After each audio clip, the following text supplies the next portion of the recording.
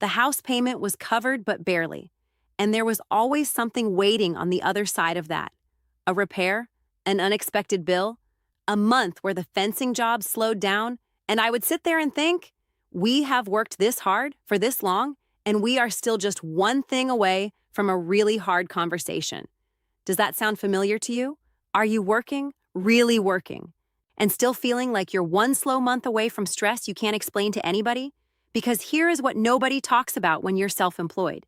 There is no safety net, no paid sick days, no pension, no retirement plan your employer set up for you.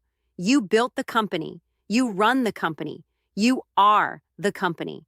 And if something happens to you or to the person you built it with, there is no backup plan. That's a heavy thing to carry quietly. And a lot of us carry it without ever saying it out loud.